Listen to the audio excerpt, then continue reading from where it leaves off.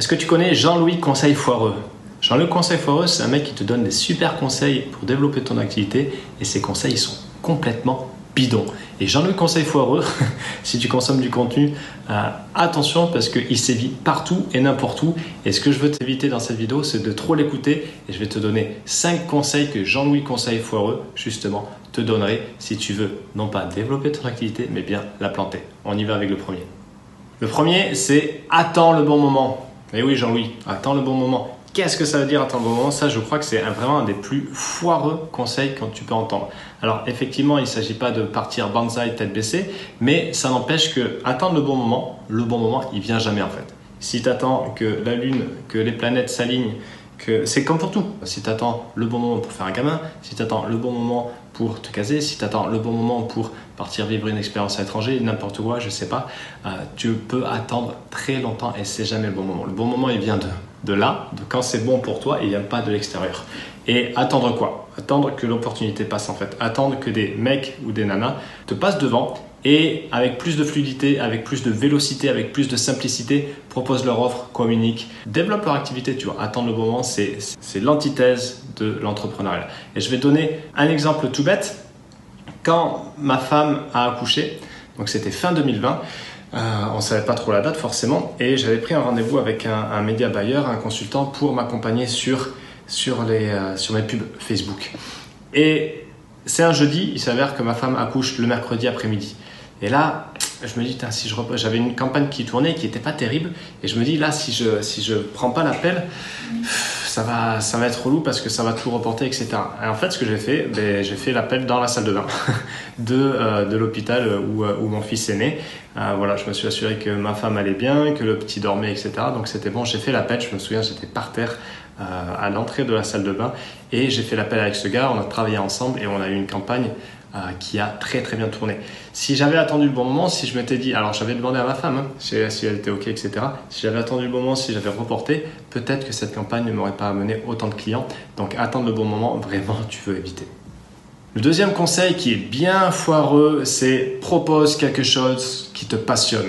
Alors oui, un grand oui, vas-y avec ton enthousiasme, vas-y avec ton énergie, vas-y avec ton envie, vas-y avec ce qui te porte vraiment. Et moi, aujourd'hui, si je fais ce que je fais, c'est parce que ça me porte et parce que ça m'anime, mais c'est pas suffisant. Okay? En gros, tu veux t'appuyer sur tes compétences et tes forces, okay? Là où tu es bon, là où tu vas creuser, là où tu vas devenir bon. Tu veux t'appuyer sur ce qui t'intéresse, tes centres d'intérêt, ok, bien sûr, et surtout, tu veux t'appuyer sur le marché.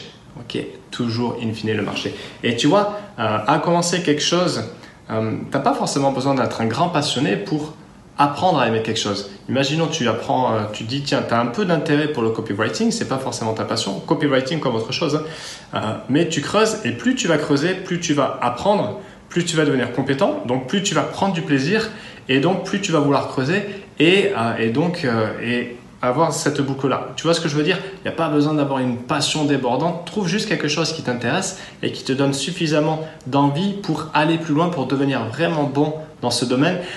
Et assure-toi qu'il y a vraiment un besoin en face parce que trop souvent, je vois des personnes qui proposent des choses qui sont chouettes et elles sont animées et elles se donnent vraiment.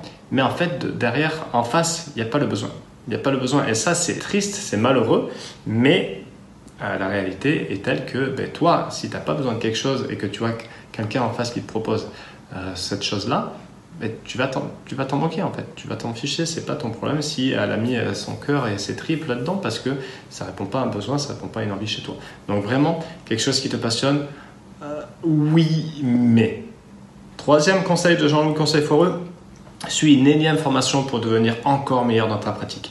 Et ça, c'est terrible parce que combien de personnes je vois qui offrent leurs services qui passent beaucoup plus de temps à se former. J'étais moi aussi dans ce cas avant quand je me battais avec mes petites voix de merde à l'intérieur, c'est que c'est plus facile et c'est plus confortant de continuer à se former à la pratique que d'aller développer son activité. Parce que voilà, tu te dis, il y a ce sentiment de ok, je continue à apprendre et puis je vais donner le meilleur service à mes clients, sauf que si tu n'as pas de clients à qui délivrer ton offre, en fait, tu peux continuer à te former. Personne ne va en profiter. Personne ne va en profiter. Et ça, avoue-le, c'est con. Peut-être aussi que une certaine peur de se confronter à l'activité et au business et au développement, tu vois. Parce que, encore une fois, par peur du rejet, peut-être, au moins c'est réconfortant d'acheter une formation, de suivre une formation, etc. Parce que l'échec va pas être retentissant, même s'il est retentissant que dans ta tête, que dans tes croyances, tu vois. Donc, oui, bien sûr, développer ses compétences, mais surtout les mettre sur le terrain et les mettre à profit de quelqu'un pour que tout le monde soit gagnant. Le quatrième conseil de Jean-Luc Conseil Foireux, c'est partage du contenu tous les jours et bombarde. Alors, oui, effectivement, la quantité est importante, mais combien de personnes je vois publier du contenu? Ah ouais, mais pourtant je publie régulièrement, qui se fatiguent dans la création de leur contenu, parce qu'en fait, ça n'a pas de sens. Ça ne s'inscrit pas dans une logique éditoriale, ça ne s'appuie pas sur des logiques de persuasion, et en fait, publier du contenu juste pour publier du contenu, zéro intérêt. Tu trouveras dans une autre vidéo par là, une vidéo très pertinente sur justement comment structurer ton contenu, mais oublie pas l'essentiel, à savoir 1, partager ton expertise, 2, partager ce qui t'anime, 3, partager que tu comprends l'autre avec précision. Et là, on va jouer sur différents piliers de persuasion. Voilà, partager ton expertise pour justement montrer que tu sais de quoi tu parles et te positionner en expert. Ok. Partager ce qui t'anime pour justement connecter et partager tes valeurs et vraiment être dans cette notion d'appréciation. Ok. J'apprends la personne, elle est calée, je connais la personne, elle m'inspire, et après la personne me comprend. Donc partager ce que tu comprends de l'autre avec faire preuve d'empathie, faire preuve de connexion, si tu es passé par là, etc. Et vraiment montrer que tu la comprends. Qu'est-ce que ça veut dire? Ça veut dire décrire ses symptômes, décrire son quotidien, décrire ce qu'elle vit, ce qu'elle se raconte dans sa tête, de façon à ce qu'elle se sente comprise. Parce que ça, garde ça en tête, c'est vraiment un biais cognitif, indépendamment de la qualité de la personne. À partir du moment où on a une personne en face qui montre qu'elle comprend notre problème, on se dit, ok, cette personne-là, elle va savoir le résoudre. Peut-être pas, c'est juste qu'elle comprend ce qui se passe pour toi et elle sait le décrire avec des mots. Donc partager du contenu, oui.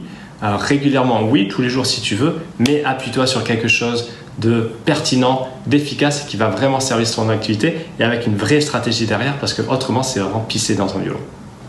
La cinquième, et celle-là, elle fait mal, c'est passe du temps sur ton offre, c'est capital. Celle-là, elle coûte cher parce que combien de personnes j'ai pu entendre dire ouais, je bosse sur mon offre, etc. Et j'ai même eu une personne une fois qui me disait que ça faisait 3 mois qu'elle bossait sur son offre. C'est du délire. 3 mois à bosser sur une offre. À combien de personnes tu l'as proposé? 0. Ben en fait, laisse tomber. Et quel que soit le niveau, tu vois, parce que forcément, encore une fois, c'est de la même veine que continuer à se former. On est dans une zone sécurisée, une zone voilà, qui est pas challengeante, mais par contre sur le court, moyen, long terme, qui va coûter beaucoup trop cher, dans le sens où voilà, ton offre, tu passes X semaines à la créer dans ta tête, et en fait, elle est juste dans ta tête. Donc 1, elle va pas forcément répondre à un besoin, et 2, si tu la dégaines pas assez vite, ben, en fait, le train va passer. Je veux pas mettre d'urgence et de trouille là-dedans, c'est juste qu'à un moment, plus tu vas être souple et agile et fluide dans ton approche de vente, dans ton approche de proposer tes services, mieux ça va être. Propose tes offres, co-crée tes offres, vends-la avant de délivrer. Ça, c'est vraiment capital, ok? Parce que comment elle va s'améliorer, comment elle va servir au mieux tes clients, comment du coup elle va être mieux perçue, en la proposant, en trouvant des premiers clients, en la co-créant avec eux, en récupérant des feedbacks, des retours, en l'améliorant. Et là, on entre dans une boucle de feedback positif et c'est comme ça que tu vas t'améliorer. Ok?